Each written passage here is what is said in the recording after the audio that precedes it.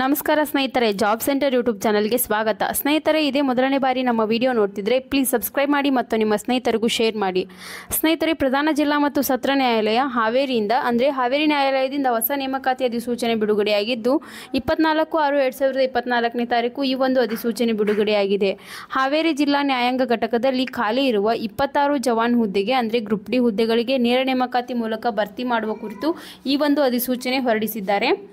Online ಮೂಲಕ ಅರ್ಜಿ ಸಲ್ಲಿಸಲು ಪ್ರಾರಂಭ ದಿನಾಂಕ 3/7/2024 ಹಾಗೂ ಆನ್ಲೈನಲ್ಲಿ ಅರ್ಜಿ ಸಲ್ಲಿಸಲು ಕೊನೆಯ ದಿನಾಂಕ 1/8/2024 ಆಗಿರುತ್ತೆ. ಇಲ್ಲಿ ಒಟ್ಟು ಹುದ್ದೆಗಳ ವಿವರ ಅಂದರೆ ಯಾವ್ಯಾವ ಕ್ಯಾಟಗರಿಗೆ ಎಷ್ಟು ಹುದ್ದೆಗಳು ಮೀಸಲಾತಿ ಇರುತ್ತೆ ಅಂತ ಇಲ್ಲಿ ಕೊಟ್ಟಿರ್ತಾರೆ. ಸೊ ಈ ಒಂದು ನೋಟಿಫಿಕೇಶನ್ ಲಿಂಕ್ನ ನಮ್ಮ ಜಾಬ್ ಸೆಂಟರ್ ಯೂಟ್ಯೂಬ್ ಚಾನಲ್ ಡಿಸ್ಕ್ರಿಪ್ಷನಲ್ಲಿ ಹಾಕಿರುತ್ತೇವೆ. ಹಾಗೆ ಶೈಕ್ಷಣಿಕ ವಿದ್ಯಾರ್ಹತೆ ಬಗ್ಗೆ ನೋಡುವುದಾದರೆ ಕರ್ನಾಟಕ ಪ್ರೌಢ ಶಿಕ್ಷಣ ಪರೀಕ್ಷಾ ಮಂಡಳಿಯಿಂದ ನಡೆಸಲಾಗುವ SSLC ಅಥವಾ ತಸ್ತಮಾನ ಪರೀಕ್ಷೆಯಲ್ಲಿ ಉತ್ತೀರ್ಣರಾಗಿರಬೇಕು ಹಾಗೂ ಕನ್ನಡ ಭಾಷೆ ಓದಲು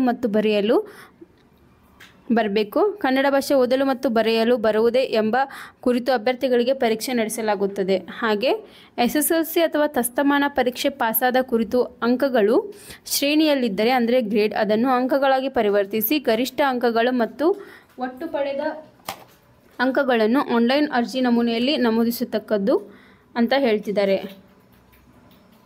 ಸೊ ಇಲ್ಲಿ ವೇತನ ಶ್ರೇಣಿ ಬಗ್ಗೆ ನೋಡುವುದಾದರೆ 17,000ದಿಂದ 28,950ರವರೆಗೆ ವೇತನ ಶ್ರೇಣಿ ನಿಗದಿಪಡಿಸಿದ್ದಾರೆ.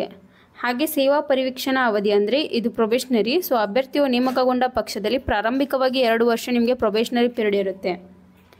ಆಯ್ಕೆಯ ವಿಧಾನ ಅಭ್ಯರ್ಥಿಗಳು ಆಯ್ಕೆಯ ಕರ್ನಾಟಕ ಅಧೀನ ನ್ಯಾಯಾಲಯಗಳ 2007 ಅಧೀನ ಪ್ರಕಾರ ಕನ್ನಡ ಓದಲು ಮತ್ತು ಬರೆಯಲು ಅಭ್ಯರ್ಥಿ ಹೊಂದಿರುವ ಸಾಮರ್ಥ್ಯ ಮತ್ತು ಸಾಮಾನ್ಯ ಜ್ಞಾನದ ಬಗ್ಗೆ ಸಂದರ್ಶನ ತಗೊಳ್ತಾರೆ. ಅರ್ಹತಾ ಪರೀಕ್ಷೆಯಲ್ಲಿ ಗಳಿಸಿರುವ ಒಟ್ಟು ಶೇಕಡಾವಾರು ಅಂಕಗಳ ಆಧಾರದ ಮೇಲೆ ಒಂದು ಹುದ್ದೆಗೆ 10 ಅಭ್ಯರ್ಥಿಗಳಂತೆ 1:10. ಸೊ ಅತಿ ಹೆಚ್ಚು ಅಂಕ ಪಡೆದ ಅಭ್ಯರ್ಥಿಗಳು ಪ್ರಕಟಿಸಿರುವ ಹುದ್ದೆಗಳಿಗೆ ಅನುಗುಣವಾಗಿ ಸಂದರ್ಶನಕ್ಕೆ ಕರೆಯಲಾಗುವುದು. ಸಂದರ್ಶನದಲ್ಲಿ ಗಳಿಸುವ ಅಂಕಗಳ ಆಧಾರದ ಮೇಲೆ ಆಯ್ಕೆ ಮಾಡಲಾಗುವುದು. ಸಂದರ್ಶನವು 10 ಅಂಕಗಳನ್ನು ಒಳಗೊಂಡಿರುತ್ತದೆ. ಹಾಗೆ ಸದರಿ ಪರೀಕ್ಷೆಯಲ್ಲಿ ಅನುತ್ತೀರ್ಣರಾದಲ್ಲಿ ಆಯ್ಕೆಗೆ ಅರ್ಹರಾಗಿರುವುದಿಲ್ಲ. ಹಾಗೆ ಇಲ್ಲಿ ವಯೋಮಿತಿ ಬಗ್ಗೆ ನೋಡುವುದಾದರೆ ಅಭ್ಯರ್ಥಿಗಳು ಅರ್ಜಿ ಸಲ್ಲಿಸುವ ನಿಗದಿಪಡಿಸಲಾದ ಕೊನೆಯ ದಿನಾಂಕದಂದು 18 ವರ್ಷದ ಆಗಿರಬೇಕು ಮತ್ತು ಗರಿಷ್ಠ ಈ ಕೆಳಗಿನಂತಿರುತ್ತೆ. ಸೊ ಪರಿಶಿಷ್ಟ ಜಾತಿ ಮತ್ತು ಪರಿಶಿಷ್ಟ ಪಂಗಡ ಮತ್ತು ಪ್ರವರ್ಗ 1ಕ್ಕೆ ಸೇರಿದ ಪಕ್ಷದವರು ಗರಿಷ್ಠ 40 ವರ್ಷ ಮೀರಿರಬಾರದು.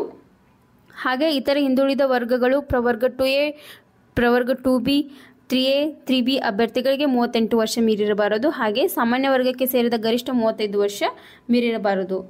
ಅರ್ಜಿ ಶುಲ್ಕದ ಬಗ್ಗೆ ನೋಡುವುದಾದರೆ ಪರಿಶಿಷ್ಟ ಜಾತಿ, ಪರಿಶಿಷ್ಟ ಪಂಗಡ, ಪ್ರವರ್ಗ 1 ಮತ್ತು ಅಂಗವಿಕಲ ಅಭ್ಯರ್ಥಿಗಳಿಗೆ ಯಾವುದೇ ರೀತಿಯ ಅರ್ಜಿ ಶುಲ್ಕ ಇರುವುದಿಲ್ಲ. ಹಾಗೆ ಪ್ರವರ್ಗ 2A, ಪ್ರವರ್ಗ 2B, 3A, 3B ಅಭ್ಯರ್ಥಿಗಳಿಗೆ ₹100 ಅರ್ಜಿ ಶುಲ್ಕ ಇರುತ್ತೆ. ಹಾಗೆ ಸಾಮಾನ್ಯ ವರ್ಗದ ಅಭ್ಯರ್ಥಿಗಳಿಗೆ ₹200 ಅರ್ಜಿ ಶುಲ್ಕ ನಿಗದಿಪಡಿಸಿರುತ್ತಾರೆ. ಸೊ ಇಲ್ಲಿ ಒಂದು ವೆಬ್ಸೈಟ್ ಕೊಟ್ಟಿರ್ತಾರೆ. ಈ ವೆಬ್ಸೈಟ್ ಲಿಂಕ್ ನಮ್ಮ ಜಾಬ್ ಸೆಂಟರ್ ಯೂಟ್ಯೂಬ್ ಚಾನಲ್ ಡಿಸ್ಕ್ರಿಪ್ಷನಲ್ಲಿ ಹಾಕಿರುತ್ತೇವೆ.